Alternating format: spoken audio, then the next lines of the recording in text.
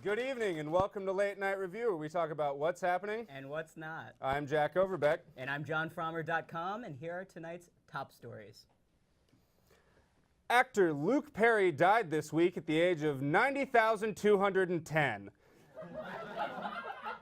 Sorry, 90210 actor Luke Perry died this past week at the age of 52 from complications stemming from a stroke. This will inevitably result in either the most or the least interesting episode of Riverdale. Just depends on the week.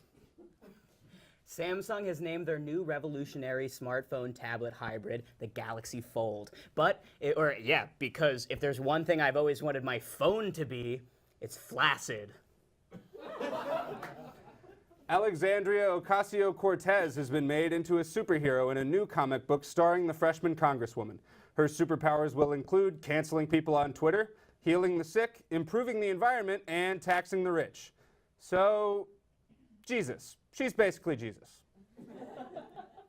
In the past half-decade, Domino's has added over 4,800 locations to its roster, and yesterday, Domino's erected its 16,000th location. Now, I ain't no Papa John, but I can't even imagine the stress of maintaining a chain of Domino's that long without knocking at least one over.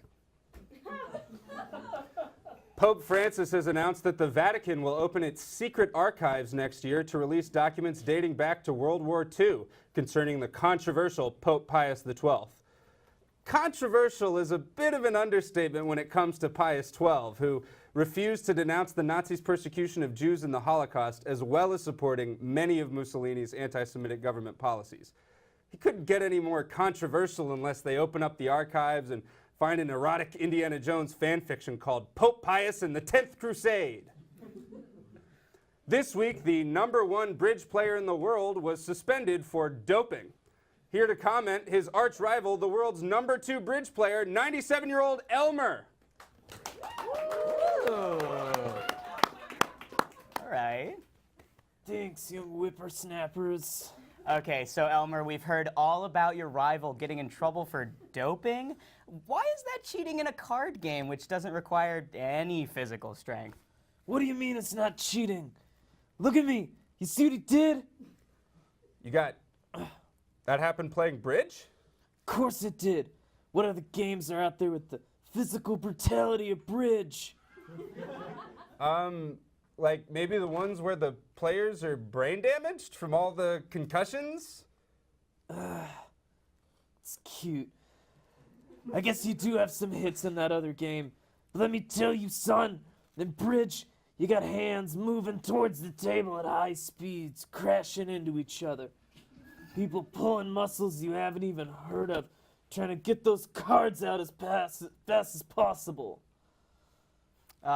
Well, what happened to you, and how was that a result of somebody doping? We were going at it on the table, and I was getting ready to slam a queen of spades on it faster than I slammed my way through the beaches of Normandy, ready to break them harder than I broke all the Nazis back in the day. And let me tell Elmer, what happened in the bridge game, though? Well, his doped-up demon arm had a king to whip out, and he smacked the wood hand in my arm with the other one. Broken. Wait, he broke your arm? He took it limb by limb. Left arm, broken!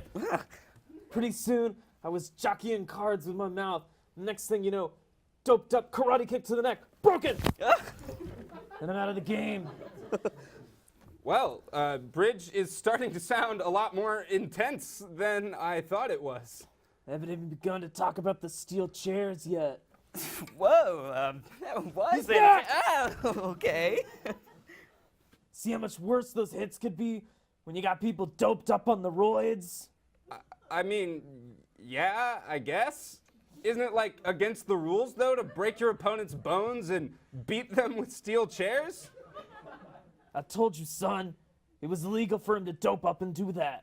But like without doping, is that legal? That's bridge, boy. Elmer, the bridge runner-up, everyone.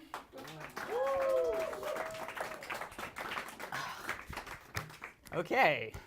Tyler Perry announced that a Madea family funeral will be his 10th and final film portraying the character.